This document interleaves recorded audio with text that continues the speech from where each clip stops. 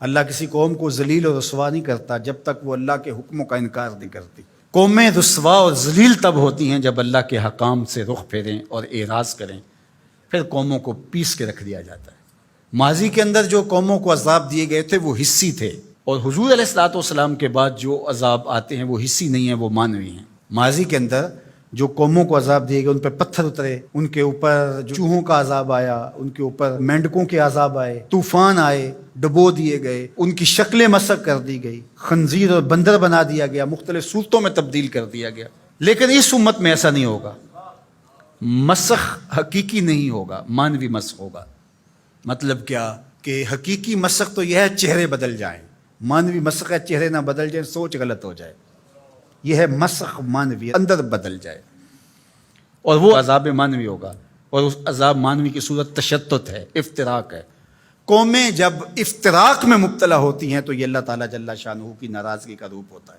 اللہ تعالیٰ جل شانہ جب کسی سے ناراض ہو جاتا ہے تو ایک تو اس قوم سے، سورہ یاسین کا ابتدائیہ دیکھیے، جب حبیب النجار نے آ کے ان دو فرستادگان کے لیے کہا تھا کہ یہ اللہ کے فرستادہ ہیں اور تم سے مانگتے کچھ نہیں ہیں، اور تم ان کو قتل کے درپے ہو گئے ہو، لیکن انہوں نے حبیب نجار کو بھی دھر لیا، اور پھر نتیجہ کیا ہوا کہ ان کو بھی شہید کر دیا، اور جو فرستادگان الہی آئے تھے، پیغمبر آئے تھے، ان کو بھی شہید کر دیا۔ اور سورہ یاسین میں وہ سارا واقعہ موجود ہے، اور وہاں پڑھیے اللہ نے جو ان کے اوپر عذاب نازل کیا۔ ایک تو وہ چیخ تھی جس نے ان کو آ لیا، اور پھر وہ جو ہے وہ اپنے گھروں میں گرے پڑے ہو گئے۔ اور دوسرا جو عذاب اللہ تعالیٰ نے دیا اس قوم کو، اللہ تعالیٰ نے فرمایا پھر ہم نے ان کی طرف کوئی ہادی بھیجا نہیں۔ ذرا غور کیجئے، یہ باریک عذاب ہے، یہ مانوی عذاب ہے۔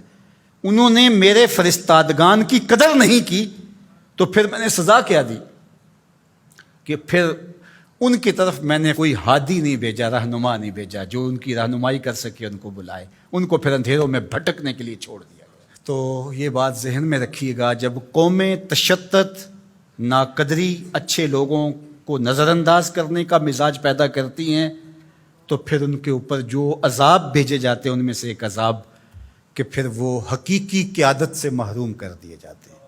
آج میرے وطن اور عالم اسلام کی جو حالت ہے، ہم اس وقت قیادت کے اعتبار سے یتیم ہیں۔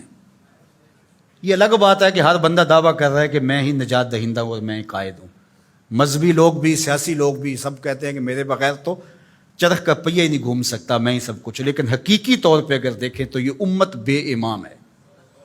اس وقت ہمارے پاس قیادت کا فقدان ہے، اگرچہ قائدین کی بہتات ہے، لیکن قیادت، حقیقی قیادت جو درد امت کا مداوع کر سکتی ہو، جو ضرورت کی کفیل ہو، وہ قیادت آج ہمارے پاس نہیں ہے۔